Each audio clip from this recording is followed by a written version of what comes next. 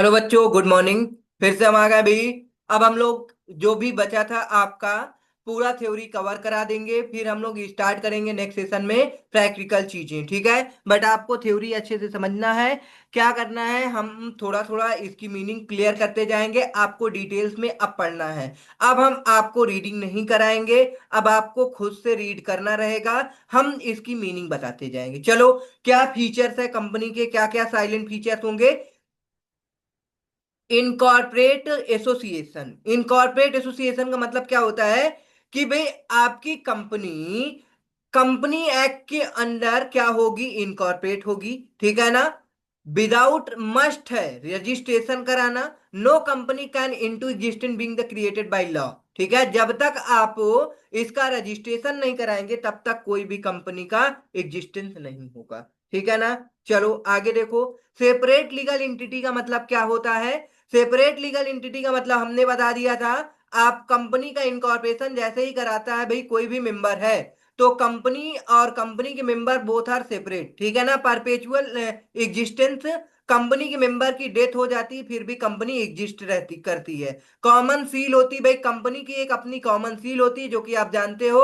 उसमें लिखा होता है भाई, और उसको हम क्या कर देते हैं, थप्पा लगा देते हैं। अब ये ऑप्शनल है, अगर आपकी कंपनी में कॉमन सील है तो ओके, कोई दिक्कत नहीं है, कॉमन सील लगाओ और एक डायरेक्टर की साइन कर दो। ओके। अगर सपोज कंपनी में कॉमन सील नहीं है, नो कॉमन सील, तो अब दो केस बनेगा। यदि आपके कंपनी में कंपनी सेक्रेटरी है, ठीक है, या कंपनी सेक्रेटरी नहीं है। कंपनी सेक्रेटरी है तो एक डायरेक्टर और कंपनी सेक्रेटरी दोनों साइन कर देंगे, ओके हो जाएगा। ठीक है ना। अगर कंपनी सेक्रेटरी नहीं है तो दो डायरेक्टर, कितना बेटा, दो डायरेक्टर का साइन लगेगा। ठीक है। चलो, दो डायरेक्टर, टू डायरेक्टर्स।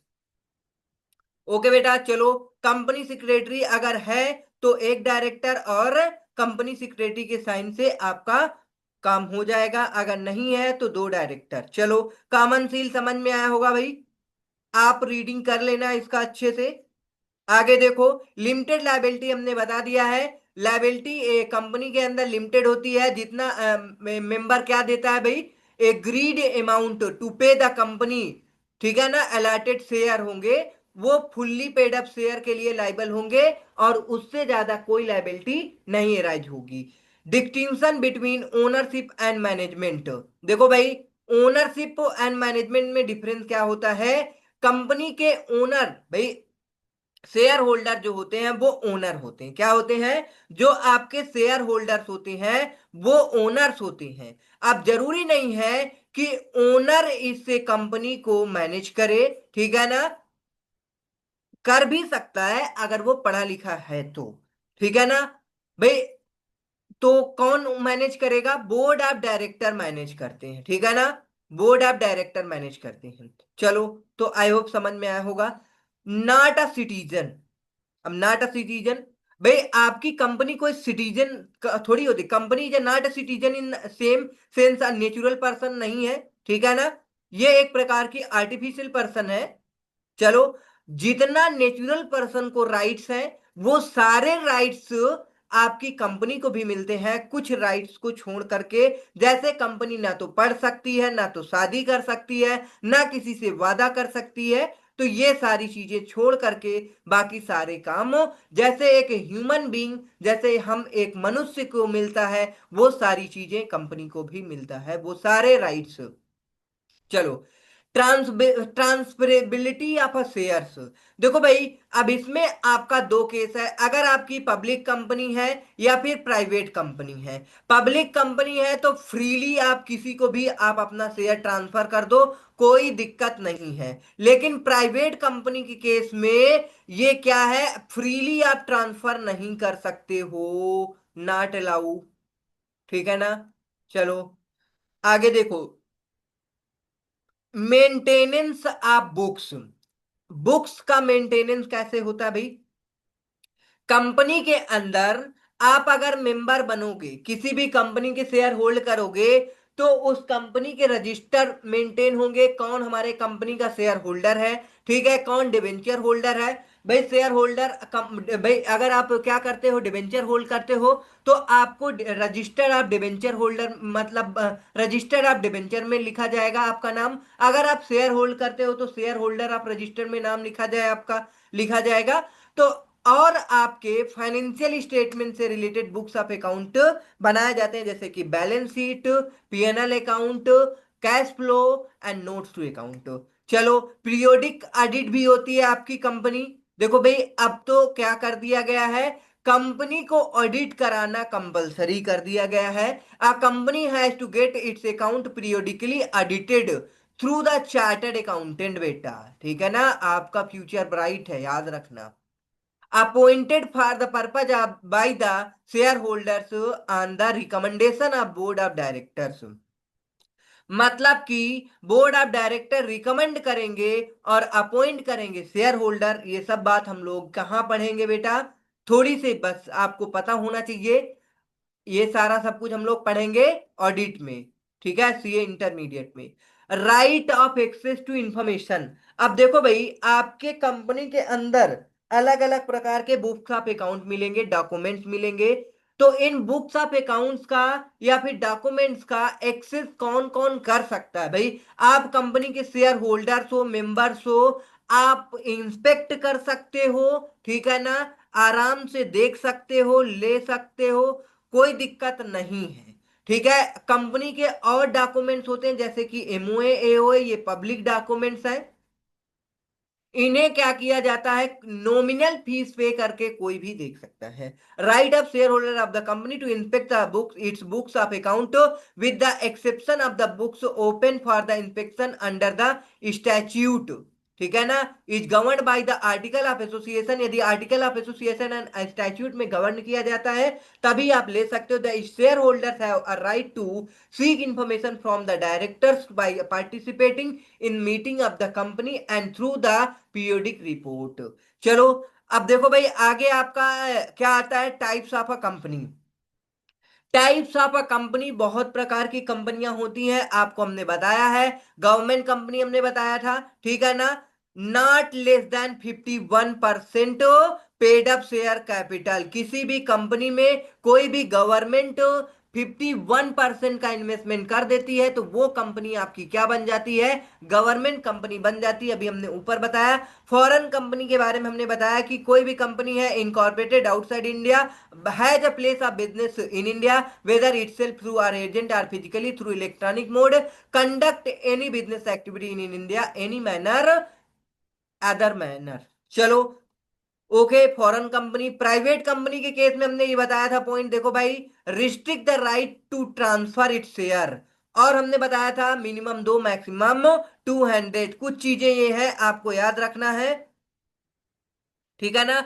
ये तीसरा पॉइंट है, prohibits any invitation to the public subscribe for any securities of the company service shares of a private company not a listed recognise stock exchange. अब पब्लिक कंपनी की बात करते हैं। देखो भाई, पब्लिक कंपनी क्या होती है आपको पता है, फ्रीली ट्रांसफर कर सकते हो इसको। ऐसे देखो, वाह वाह क्या डिफिनीशन है। जो आपकी प्राइवेट कंपनी नहीं वो पब्लिक कंपनी है। Minimum paid up share capital किसी भी प्रकार का प्रिस्क्राइब्ड नहीं किया गया है, ठीक है ना। ओके, प्रोवाइडेड दैट आपका दे रखा है, provided that a company which is a subsidiary of a company not being a private company, ठीक है ना, shall be deem to a public company. चलो आगे देखो, इसमें be no minimum paid up share capital वगैरह कुछ प्रिस्क्राइब नहीं है। ओके बेटा, चलो public company. One person company समझ में आ गया होगा।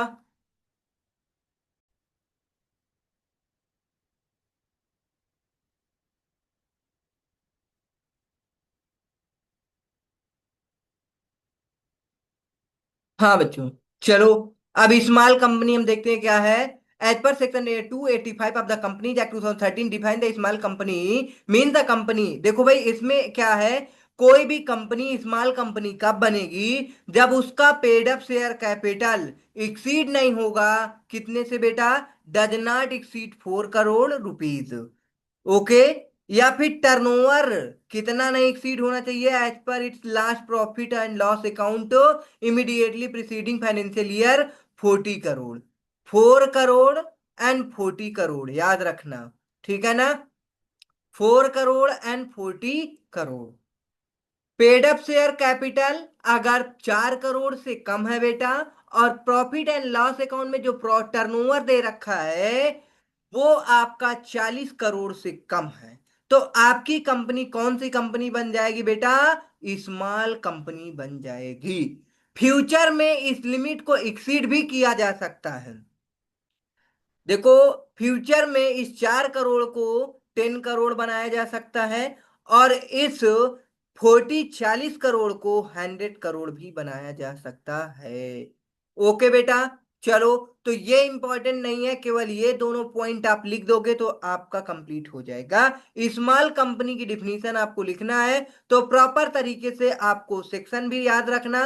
To section section 2 sub section 85 of the Companies Act 2013 define the small company means a company and other than a public company। ये अदर देन अ public company भी है बेटा, याद रखना है। स्मॉल कंपनी क्या होती है? आपकी पब्लिक कंपनी नहीं होती है।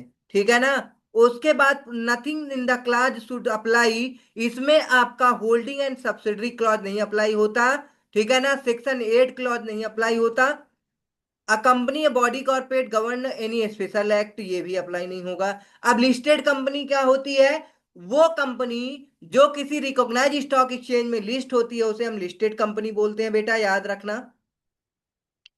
अनलिस्टेड कंपनी जो आपकी क्या होती है? कैन बी पब्लिक कंपनी या फिर प्राइवेट कंपनी। चलो आगे। Unlimited company, company limited by share, company limited by guarantee. देखो भाई, शेयर के केस में आप जितने कंपनी के शेयर होल्ड करे होंगे, member liability by the memorandum to the amount if any unpaid on the share respectively.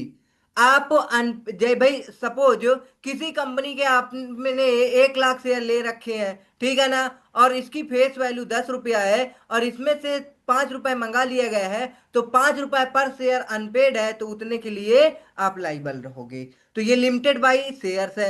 Unlimited guarantee, limited by guarantee मतलब आप मेंबर हो बेटा, आपने गारंटी दिया है कि हम लोग दो चार हैं, जितने जितने के लिए आप गारंटी करेंगे लेंगे, एग्रीड अमाउंट या जो भी आपने एग्रीमेंट किया है उतने के लिए आप लाइबल रहोगे, तो वो कंपनी आपकी गारंटी कंपनी बन जाएगी। अब जिस कंपनी की लाइबिलिटी अनलिमिटेड होती है बेटा, वो कंपनी आपकी अनलिमिटेड कंपनी कहलाती है।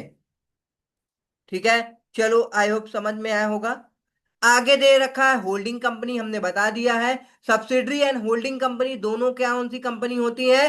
भाई होल्डिंग कंपनी किसी अदर कंपनी में, जिसे हम सब्सिडरी कंपनी बोलते हैं, उसमें 50% आर मोर क्या होता है बेटा? ये देखो, ये holding company in relation to one or more other company means a company which company are a subsidiary company. ठीक है ना? ओके बेटा, मतलब कि 50% से ज्यादा, 50% से ज्यादा voting power, control of a composition या कुछ भी है, तो वो कंपनी आपकी सब्सिडरी कंपनी बन जाएगी, और जो कंपनी होल्ड करेगा वो होल्डिंग कंपनी बन जाएगी। याद रखना। अब आगे दे रखा है maintenance of books of accounts. ठीक है ना?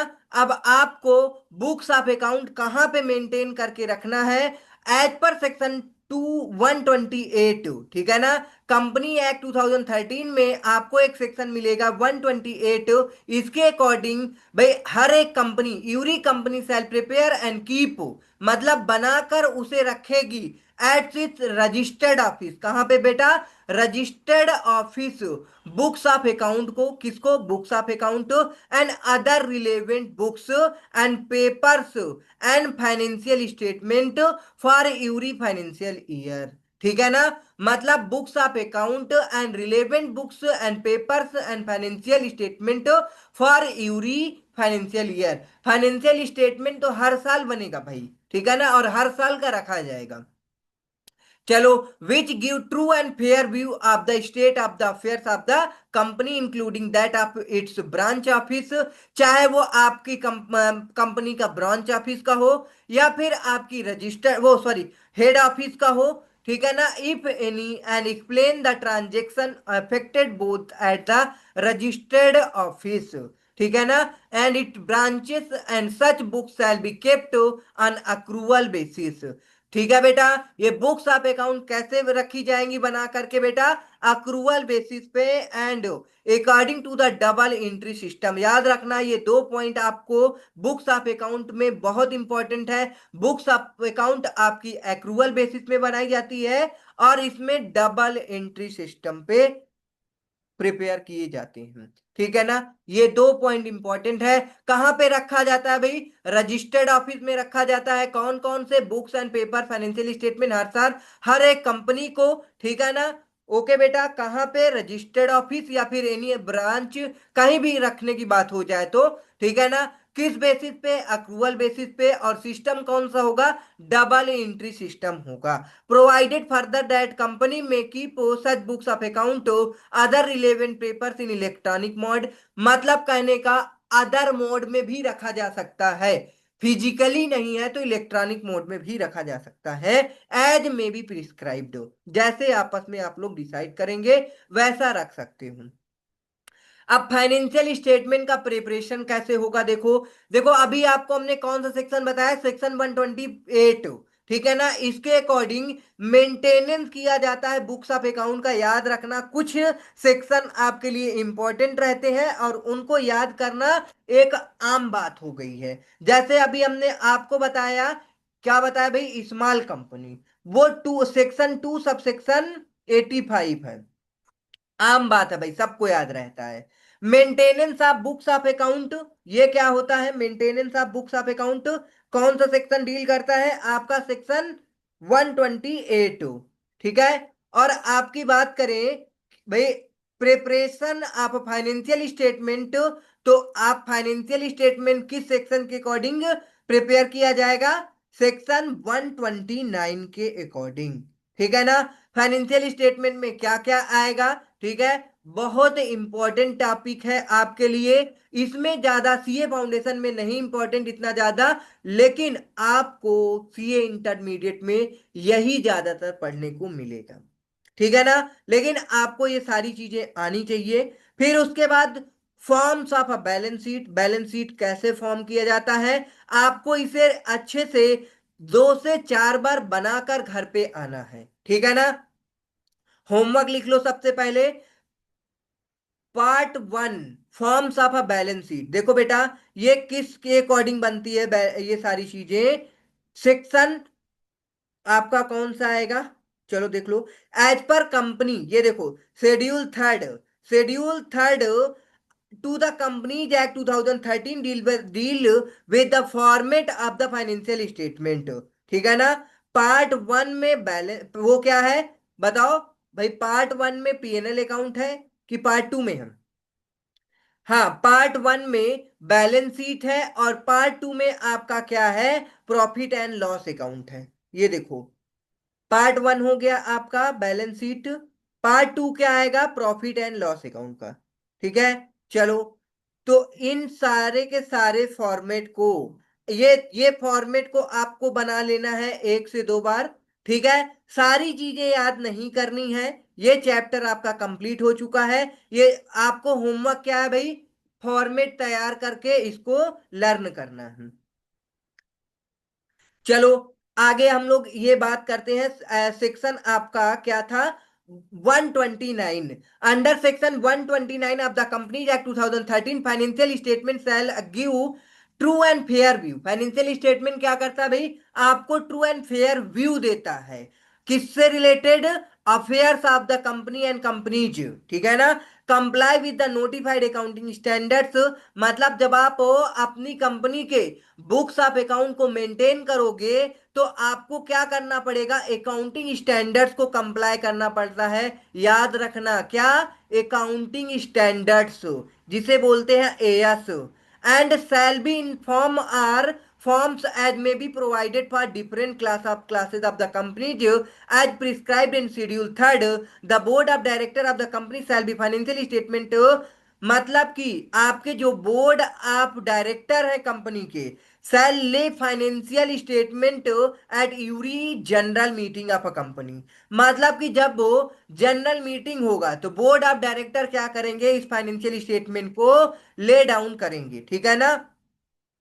Financial statement as per section 2 sub section 40, याद रखना, ये भी इंपॉर्टेंट है। फाइनेंशियल स्टेटमेंट को डिफाइन किस सेक्शन में किया गया है, section 2 sub section 40 of the companies act 2013। Inter include balance sheet at the end of the financial year, profit and loss account in case of company carrying any activity not for profit. अगर आपका profit nature का है तो income and expenditure account, मतलब कि non not for profit है तो income and expenditure account है। और अगर प्रॉफिट की नेचर की आपकी कंपनी है तो आप क्या बनाओगे, पीएनएल अकाउंट। उसके बाद तीसरा डॉक्यूमेंट आएगा cash flow statement for the financial statement, ठीक है ना। अब देखो नीचे लिखा है कि statement of changes in equity if applicable, ठीक है। स्टेटमेंट ऑफ चेंजेस, ये देख लो, आपका एक ये भी पॉइंट आपको याद रखना है, statement of changes in equity if applicable. और अब देखो इसका एक्सप्लेनेशन दे रखा है कैश फ्लो का। भाई कैश फ्लो हर केस में जरूरी नहीं है, कुछ कंपनी के लिए कैश फ्लो क्या है, एग्जम्प्ट है। जैसे कि हमने स्टार्टिंग में ही बता दिया था, 1 person company, small company, dormant company हमने नहीं बताया था। इन सब के लिए क्या है, cash flow not include in case of financial statement, ठीक है ना। चलो आगे।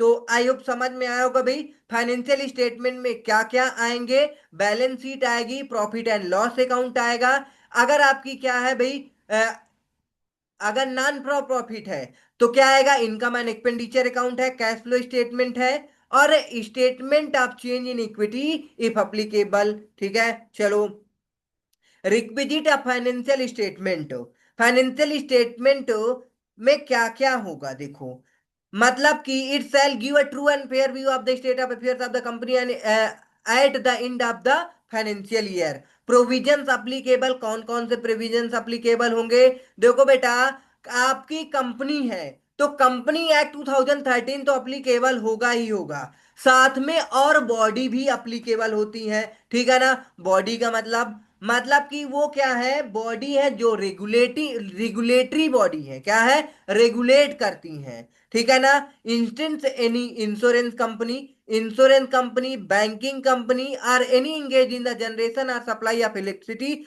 तो इनके लिए इंश्योरेंस एक्ट है, बैंकिंग एक्ट है, और पावर सप्लाई एक्ट है। इन सब के लिए अलग एक्ट है, उनके प्रोविजन भी अप्लीकेबल होते हैं। चलो आगे देखो भाई, in case of company corporate entities, schedule third to, ये पॉइंट याद रखना, शेड्यूल थर्ड वाला, schedule third to the companies act 2013 deals with the format. भाई format of the financial statement कौन बताता है, schedule third to the companies act 2013 बताता है। याद रखना बेटा, फाइनेंशियल स्टेटमेंट का फॉर्मेट कौन बताता है, schedule third to the companies act 2013। कितने शेड्यूल बताए हैं बेटा, आपको पता होगा, कंपनी के केस में कुछ शेड्यूल बताए गए हैं, और कुछ चैप्टर बताए गए हैं, और कुछ सेक्शन बताए गए हैं। जब हमने कंपनी लॉ स्टार्ट किया था तब आपको सारा सब कुछ हमने बताया था, ठीक है। आई होप आपको याद होगा। तो शेड्यूल थर्ड जो है आपका, वो क्या बताता है, फॉर्मेट बताता है फाइनेंशियल स्टेटमेंट का। चलो, शेड्यूल थर्ड कंटेन 3 डिवीजन, इसमें 3 डिवीजन है, either based on the applicability of the standards, मतलब कि कौन कौन स्टैंडर्ड्स अप्लीकेबल होंगे, on the nature of entity. Each division of schedule third contain part dealing with the formats of the financial statement. Part 1 prescribe the format of the balance sheet, while part 2 prescribe the format of PNL account, ठीक है ना। मतलब 2 part है भाई, part 1 balance sheet को deal करता है, मतलब प्रिस्क्राइब करता है, बताता है, और पार्ट 2 आपको क्या करता है, प्रिस्क्राइब करता है पीएनएल अकाउंट को। ओके बेटा, चलो आगे देखो, ये आपके डिवीजन दे रखे हैं। जो आपका शेड्यूल थर्ड है, वो शेड्यूल थर्ड को 3 डिवीजन में बांटा गया है, ठीक है ना। Division number 1, division number 2, division number 3, division ठीक है। चलो डिवीजन नंबर 1 की बात करते हैं। Companies that are required to apply accounting standard notified under the companies act 2013। मतलब कि अब देखो बेटा, आपकी वो कंपनी जिनको रिक्वायर्ड है अप्लाई अकाउंटिंग स्टैंडर्ड, ठीक है ना, मतलब वो सारी कंपनी जिसको कंपनीज एक्ट के अकॉर्डिंग अकाउंटिंग स्टैंडर्ड्स कंप्लाई करना मस्ट है, वो डिवीजन 1 में आते हैं, ठीक है ना। अब बात करते हैं इंडियन अकाउंटिंग स्टैंडर्ड्स। मतलब देखो, एक आपका अकाउंटिंग स्टैंडर्ड्स है, एक आपका इंडियन अकाउंटिंग स्टैंडर्ड्स है जिसे एनडीएस बोलते हैं, इंड एएस बोलते हैं, ठीक है ना। तो उन कंपनी को डिवीजन 2 में बताया गया है जिनको इंड एएस लगता है, ठीक है ना। चलो अब बात करेंगे डिवीजन 3 में क्या आता है। Non banking finance companies that are required to apply Indian accounting, इसको भी इंड एएस लगता है, ठीक है ना। चलो, तो अब आपका भाई जो सिलेबस है वो केवल डिवीजन 1 पे बेस है, ठीक है ना। The paper of the accounting at a foundation level incorporate fundamentals of accounting and accounting of a non-corporate entities and corporate entities at a foundation level. Students are expected to understand the format of financial statement of corporate entities prepared as per accounting standards, ठीक है ना। अब जो financial statement बनेगा भाई किसके according बनेगा, भाई अकाउंटिंग स्टैंडर्ड्स के अकॉर्डिंग बनेगा। Therefore format of financial statement as per division 1 of schedule 3 to the companies act 2013 given below. Format part 1 में दे रखा है बैलेंस शीट, जो कि देखो ये दे रखा है भाई। सबसे पहले आप क्या बनाओगे, particular notes to accounts, figure, beginning, ending, current reporting period, end of the previous period. तो ये आपको ज्यादा याद नहीं रखना है, ये आप में नहीं आएगा। चलो, इक्विटी एंड लायबिलिटी, सबसे पहले क्या आएगा, share holder fund. Share holder fund में 3 चीजें आती हैं, शेयर कैपिटल, रिजर्व सरप्लस, ये 2 चीज याद रखना, ये तीसरी चीज नहीं आएगा, ठीक है। बस याद रखना अगेंस्ट वारंट कोई भी मनी रिसीव होता है तो वो भी आता है शेयर कैपिटल में। दूसरे पॉइंट में आपका share application money pending allotment, मतलब कि कोई भी अलॉटमेंट के लिए आपका पेंडिंग है, मतलब आपने शेयर इशू कर दिया है लेकिन अभी अलॉटमेंट नहीं किया है, तो वो सेकंड पॉइंट में आएगा। बाकी आपका जो मेन मेन पॉइंट है, आपका मेन पॉइंट ये आएगा बेटा, क्या आएगा, ये share holder fund, point A point B, ठीक है। फिर उसके बाद ये आपका थर्ड जो जो देखो पॉइंट टिक कर दे रहे हैं, नॉन करेंट लायबिलिटी, जिसमें आपका क्या क्या आएगा, लॉन्ग टर्म बोरोइंग्स, ठीक है ना। लॉन्ग टर्म बोरोइंग्स में आपका आता है डिबेंचर्स, ठीक है ना। उसके बाद डिफर्ड टैक्स लायबिलिटी जा सकता है। तो मेन आपका यही है लॉन्ग टर्म बोरोइंग्स, याद रखना। अदर टर्म लायबिलिटीज हो सकती है long term, long term provision भी हो सकते हैं। फिर उसके बाद करंट लायबिलिटी आएगा, ये भी इंपॉर्टेंट है, करंट लायबिलिटी आपको याद रखना है। करंट लायबिलिटी में आपको कुछ पॉइंट है, जैसे कि हम कर दे रहे हैं, ट्रेड पेबल याद रखना, ठीक है ना, ट्रेड पेबल इंपॉर्टेंट है। उसके बाद आपका अदर करंट लायबिलिटी, ये 2 पॉइंट याद रखना, ठीक है ना। शॉर्ट टर्म बोरोइंग्स, जैसे कि आपके शॉर्ट टर्म लोन्स वगैरह दे रखे हैं, वो भी आपकी करंट लायबिलिटीज के अंदर आएगा, ओके। अगर कोई भी अमाउंट आउटस्टैंडिंग है, वो सारी चीजें आपकी करंट लायबिलिटी में आएंगी आएंगी शॉर्ट टर्म प्रोविजन। चलो अब असेट की बात करते हैं। असेट में सबसे पहला पॉइंट आएगा आपका नॉन करेंट असेट, क्या आएगा बेटा, नॉन करेंट असेट में आपकी पहला पॉइंट आता है property plant equipment and intangible. पहले पॉइंट में पीपीई और इंटेंजिबल, यही 2 इंपॉर्टेंट पॉइंट है, और सारे के सारे 2 पॉइंट इतने ज्यादा नहीं आते। Capital work in process and intangible asset under development, ये इंपॉर्टेंट नहीं है। नॉन करेंट असेट होगा भाई deferred tax asset, long term loans and advances, ये इंपॉर्टेंट उतना नहीं है। आते हैं अब हम करंट असेट में बेटा। करंट असेट में आपकी कुछ चीजें इंपॉर्टेंट है, चलो अब करंट असेट में आते हैं। करंट असेट क्या है, देखो करंट असेट में आपका स्टॉक हो जाएगा, ट्रेड रिसीवेबल हो जाएगा, कैश एंड कैश इक्विवेलेंट हो जाएगा, ये इंपॉर्टेंट है। अगर आपका कोई करंट इन्वेस्टमेंट है ये भी हो जाएगा, ठीक है ना। ये आपके इंपॉर्टेंट पॉइंट हैं, ठीक है ना। उसके बाद टोटल आ जाएगा आपका, ठीक है ना। चलो, टोटल आपका आ गया तो दोनों साइड आपका इक्वल रहेगा। ओके बेटा, आई होप आपको बैलेंस शीट समझ में आया होगा। अब आपको क्या करना है, खुद से घर पर, ओके बेटा, खुद से घर पर क्या करना है, शेयर कैपिटल में क्या क्या आता होमवर्क सुन लो, और आपका ये चैप्टर भी कंप्लीट, आज का सेशन भी कंप्लीट। होमवर्क सुनो बेटा, आपको फॉर्मेट को 1 से 2 बार बनाना है। उसके बाद ये आपका शेयर कैपिटल में क्या क्या आता है इसको घर पे जाके पढ़ना है अच्छे से, ठीक है। रिजर्व एंड सरप्लस में क्या क्या आएगा पढ़ के आना बेटा, हम सुनेंगे, ठीक है। ऑनलाइन ही सुन सकते हैं। चलो बताओ शेयर कैपिटल क्या क्या होता है, तो आपको पता होना चाहिए। लॉन्ग टर्म बोरोइंग्स के अंदर क्या क्या आ सकता है, बहुत इंपॉर्टेंट चीज है ये, ठीक है। लॉन्ग टर्म प्रोविजंस क्या होंगे, शॉर्ट टर्म बोरोइंग्स क्या होगा, अदर करेंट लायबिलिटीज क्या होंगे, प्रॉपर्टी प्लांट इक्विपमेंट जो अभी ऊपर बताया गया है उसके अंदर क्या क्या चीजें आ सकती हैं, इनटेंजिबल एसेट में क्या क्या चीजें आ सकती हैं, नॉन करेंट इन्वेस्टमेंट में क्या क्या चीजें आ सकती हैं, long term loans and advances में क्या क्या चीजें आ सकती हैं, फिर उसके बाद करेंट इन्वेस्टमेंट इन्वेंट्रीज क्या क्या हो सकती हैं, कैश एंड कैश इक्विवेलेंट, ठीक है ना। फॉर्मेट ज्यादा आपको नहीं अगर करना कंप्लीट, तो ये सारे पॉइंट्स को आपको कंप्लीट करना है, ठीक है ना, क्योंकि ये बहुत इंपॉर्टेंट है, ये आपको आना ही चाहिए। कुछ कुछ चीजें मेन है, सारी चीजें भले ही नहीं याद हो, लेकिन कुछ कुछ चीजें आपको याद करनी है। फिर ये फॉर्मेट दे रखा है statement of a profit and loss का, इस फॉर्मेट को भी एक बार देख लेना अच्छे से, ठीक है, बस ज्यादा नहीं। ओके बेटा, चलो, ट्रू एंड फॉल्स घर पे कंप्लीट कर लेना, आ जाएगा समझ में, हमने जो पढ़ाया है उसी से रिलेटेड है सारी चीजें। मल्टीपल चॉइस क्वेश्चन कर लेना, ठीक है, होमवर्क में थ्योरी क्वेश्चन भी कर लेना, इससे आता है 2-2 नंबर के ट्रू फॉल्स। चलो, ओके बेटा, आई होप समझ में आया होगा, ठीक है। सेशन को लाइक कर दो भाई, सब्सक्राइब कर दो, और अपने दोस्तों को शेयर भी कर दो, सपोर्ट करो भाई, ठीक है।